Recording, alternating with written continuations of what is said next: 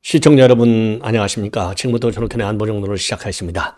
자, 이번에는요, 이 한동훈 위원장 아주 요즘 제가 항상 말씀드리잖아요. 이재명이 제대로 직격을 하고 있다 그러는데요. 아주 지금 재미있는 또 이 비판을 내놨는데, 이번에는요, 이 법화 의혹과 관련해서 그동안에 나왔던 얘기를 가지고 이제 사지선다형 질문으로 공세를 펴고 있습니다. 자, 이제 답해야 될 때가 지났다는 거죠. 예. 그래서 사지선다형, 답안을 4가지까지 줬는데요. 또 4번째 답안은 이것까지 주면은 이제 시험 문제가 너무 쉽다. 수준이 좀 떨어진다. 그래서 4번째 답안은 또 철회했어요. 아주 재미있는 그러한 공세라고 보는데, 이 정도로 정치를 희화화시키고 있는 장본인이 누구냐?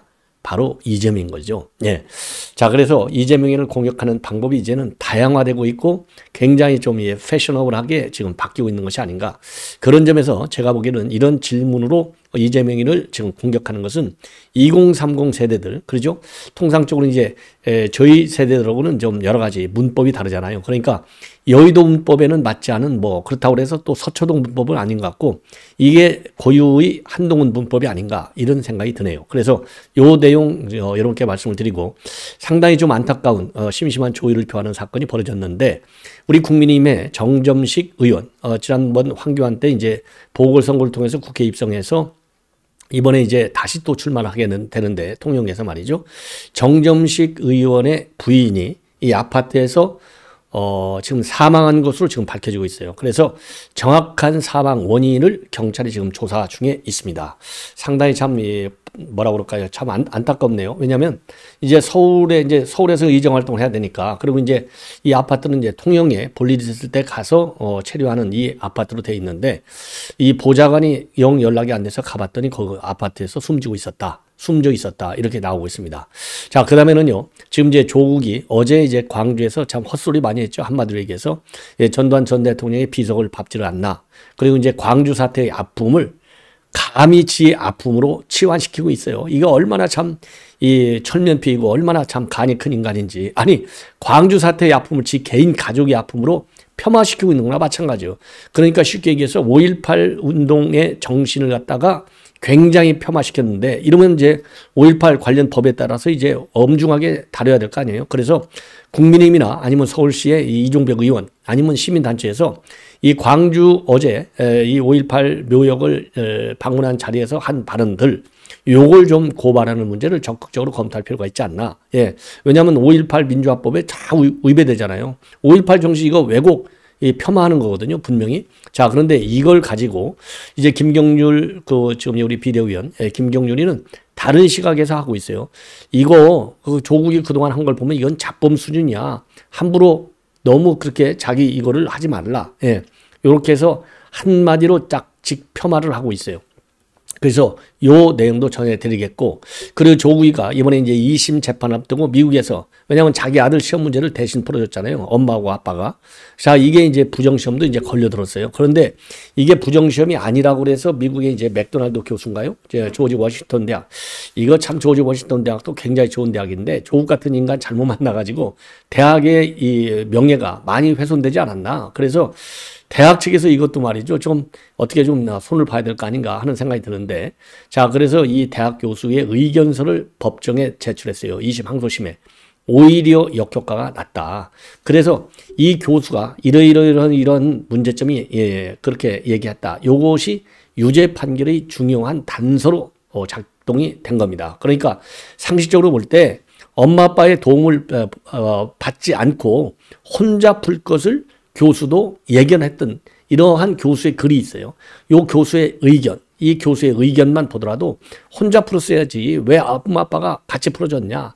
요게 말하자면 유죄 판단의 증거가 된 겁니다. 교수가 쓴 글이, 그 교수가 보낸 의견서가 무죄 판단의 근거가 돼야 되는데 유죄 판단의 근거가 됐어요. 그래서 1심하고 마찬가지로 유죄 판단을 했다. 그래서 오히려 역효과가 상당히 컸다. 이러한 지금 판결문 해석이 나오고 있습니다.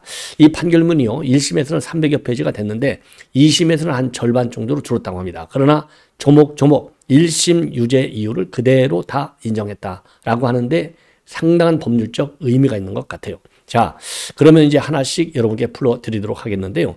자, 오늘 말이죠. 이 한동훈 위원장이 비대위에서 매우 새로운 사지선다형 객관식 질문을 이재명한테 내놨습니다. 한마디로 해서 이 법과 유용 의혹. 법과 뭐 그동안에 뭐 제사상 마련했지, 냉장고에다 과일 채워놨지, 그 다음에 여기 이제 그 뭐라고 그러죠? 이 샴푸, 일제 샴푸를 사라고 또 보내질 않나? 뭐 별의별 일을 다, 그러니까 모든 일거수일족을 지금 일거수일동을 갖다가 전부 다 법과로 해결했어요. 자, 그러다 보니까 이 법과 문제를 다시 지금 한동훈 위원장이 지금 이제 이슈화 시키는 거나 마찬가지예요. 왜냐하면 이 법과 관련해서 그동안에요. 이 배소연, 그동안에 이제 1심, 2심 판결이 진행되어 왔고, 그 사이에는 이제 김혜경이는 이 기소가 중지됐는데 바로 이제 엊그제 정식으로 재판에 넘겨졌지 않습니까? 그래서 법과가 다시 중요한 또 이 사회적인 이슈가 되고 있어요. 자, 그래서 요거를 다시 이제 한동훈 위원장이 짚은 겁니다. 자, 그래서 말이죠. 이 뭐라고 오늘 비대위에서 언급을 했느냐면 지금 배소연이나 김혜경이 이재명에 대해서 과일 1,000만 원치 사 먹고 일제 샴푸 쓰고 그리고 제사상 대신 차려주고 이런 말도 안 되는 일에 대해서 수사가 계속되고 있다. 그런데 상당 부분 사실로 보이는데 왜 본인들이 반론을 못하고 있느냐. 이거 말이나 되느냐. 그래서 반론 기회를 주기 위해서 객관식으로 물어보겠다. 그러면서요. 1번, 2번, 3번, 4번 답안을 써주고 있어요. 그래서 1번은 나 안 먹었다예요. 그래서 사실은 내가 과일을 안 좋아한다. 내가 과일 좋아한다고 말했다고 해서 진짜 좋아하는 줄 알았나. 이게 이재명이가 옛날 그랬잖아요. 아니 내가 진짜 박근혜를 좋아하는 줄 알았나. 뭐 이런 식이에요. 예. 자기 말을 갖다가 진짜라는 말을 붙여서 싹 말을 돌리는 거. 이게 이재명식 화법이 아니겠습니까? 요거를 그대로 이재명이가 한 말을 가지고 이재명을 때리는 1번 답안. 2번 답안은 뭐냐? 내가 과일을 먹고 일제 샴푸 쓰고 내 제사상 대신 차리게 한 거 맞지만 뭐 다 이러고 사는 거 아니냐? 나 정도 되는 사람이면 이래도 된다고 생각한다. 예. 그리고 3번은요. 사실은 과일도 다 정진상, 김용, 유동구가 먹은 거다. 전부 아랫사람한테 핑계대는 이재명의 독특한 화법. 예. 그 다음에 4번은요. 내가 먹긴 했지만 나는 내 돈으로 산 줄 알았다.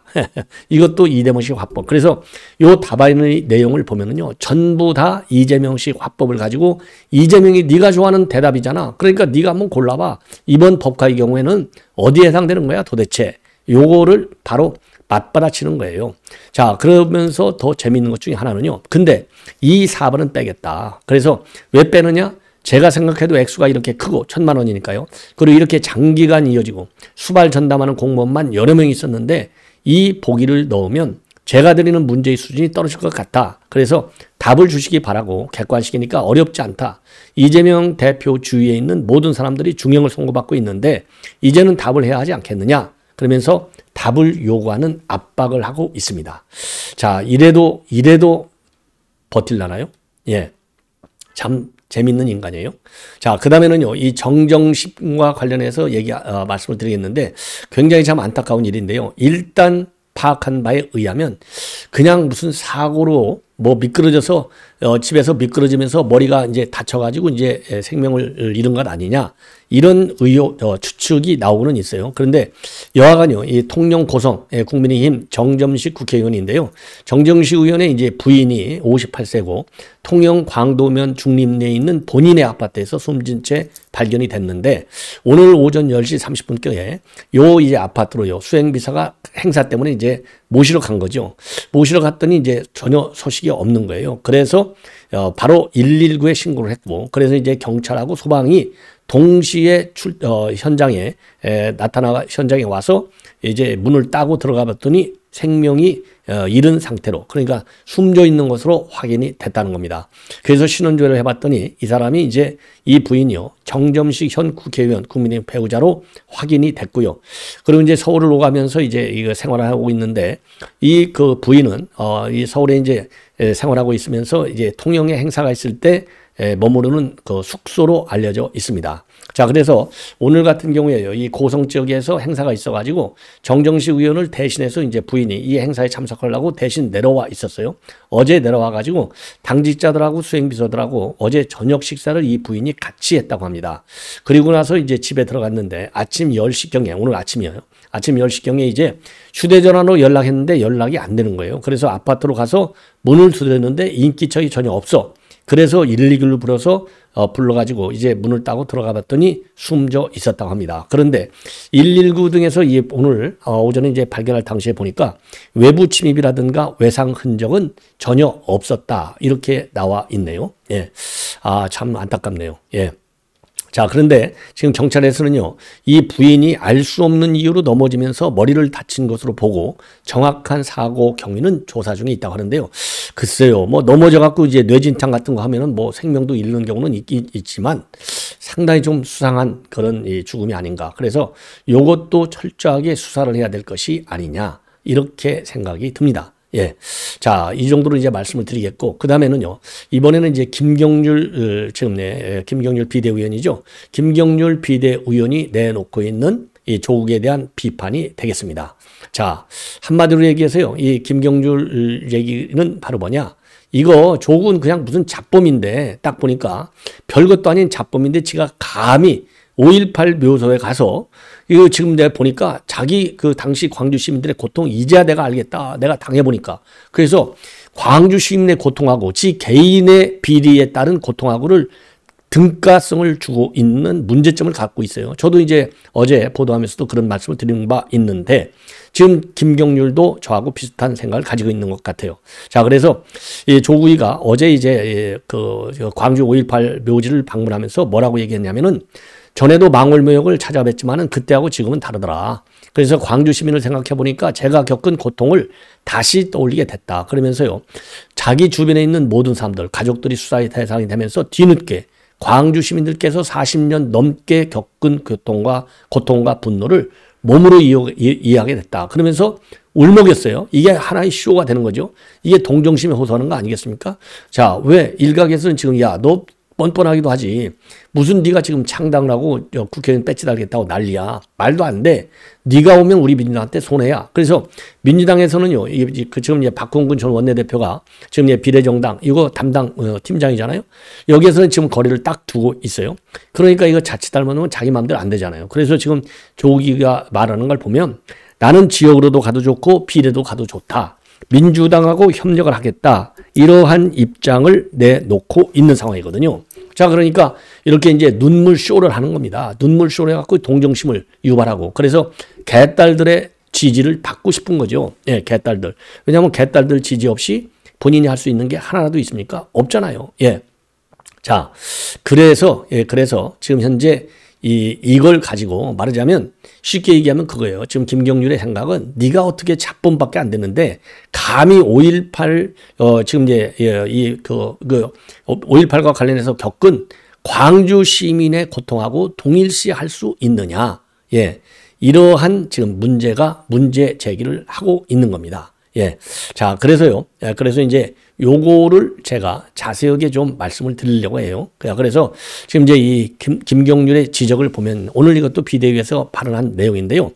광주 시민을 생각하면서 자신과 가족이 겪은 고통을 떠올렸다는 이 말이야말로 광주를 능멸한 발언이다. 그래서 조국이가 스스로 어떻게 판단할지는 지 자유다. 하는데 국민들이 바라보는 시선은 일개 잡범에 불과하다. 이렇게 직격을 가고 있어요. 자, 그러면서 조국이가 입시 비리, 그 다음에 유재수 전 부산시 경제부시장이었죠. 감찰부마 혐의로 징역 2년의 실형을 선고받은 이거 잡범 아니냐. 예, 그러면서 우리가 이번 총선에서 청산하는 것은 민주당의 부패 세력인데 민주당의 볼모로 잡힌 독립운동과 광주 5.18 정신을 제자리로 돌려놓겠다라고 강조하고 있어요. 그러니까 이거는요. 그래서 이렇게 지금 이제 김경률 비대위원이 뭐 비판하고 이 정도 선에서 끝날 게 아니고 제가 말씀드렸잖아요. 5.18을 폄하하거나 5.18 정신을 왜곡하거나 5.18 정신을 그야말로 정치적으로 잘못 해석해서 할 경우에는 이거 처벌받게 돼 있어요. 그래서 그 법에 따라서 반드시 우리 시민단체 또는 우리 국민의힘 또는 우리 서울시 의원, 이종배 서울시 의원 아주 훌륭한 의원이 있잖아요. 이런 분들이 반드시 이거는 고발 조치해야 될 것이 아닌가. 이런 생각이 듭니다. 자, 이렇게 해서 지금 이제 조국을 지금 일격하고 나선 김경률의 간만의 이 공격, 아주 옳은 공격이라고 봐요. 자, 이걸 말씀을 드리고 그 다음에는요, 지금 이제 연합뉴스에서 대대적으로 지금 보도하고 있는 내용인데요. 자, 2심에서 뭐 여러분들 기억날 거예요.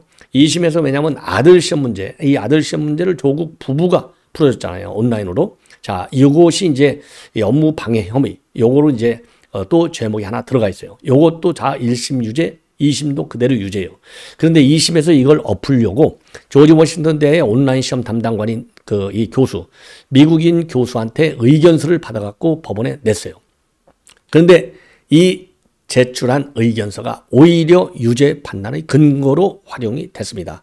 자, 그래서 이 A4 용지 190쪽에 달하는 이 판결문에 요게 명시적으로 나와 있다는 겁니다. 유죄 판결. 자, 그래서 요거를 이제 자세하게 이제 여러분께 말씀을 드리겠는데요. 무엇 때문에 그러니까 이번 2심에서도 또 유죄가 됐느냐. 그래서 이 교수 이름은요, 맥도날드 교수인데요.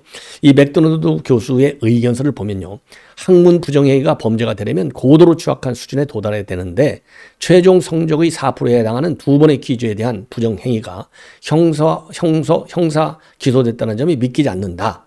예, 그리고요. 그런데 여기에 또 이제 뭐라고 되어 있느냐? 미국에서는요, 그 2심 판결문을 보면요, 미국에서는 대학교 수업에서의 단순 부정행위를 범죄 행위로 보지 않는다고 해서 조국 부부의 범행이 가벌성 있는 행위가 아니라고 인정할 수는 없다는 겁니다. 왜?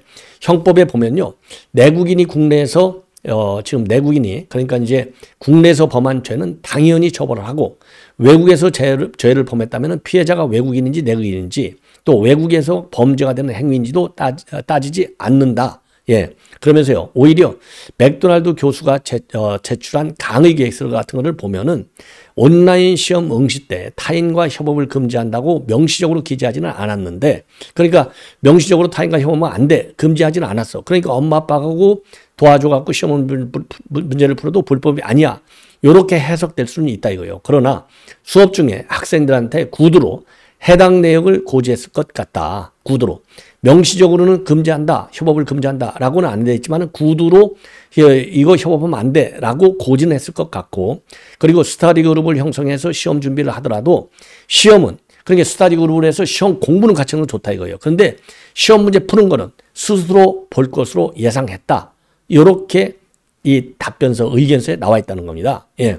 그러니까 그러니까 스터디 그룹도 하고 스터디 그룹을 해서 이제 공부, 시험 준비하는 거는 한다 하더라도 시험은 스스로 볼 것으로 예상했다. 이렇게 이제 맥도날드 교수가 의견서에 썼어요. 근데 스스로 볼 것이라고 예상했는데 아버지 엄마의 도움을 받았잖아요. 그러니까 이게 바로 뭐냐?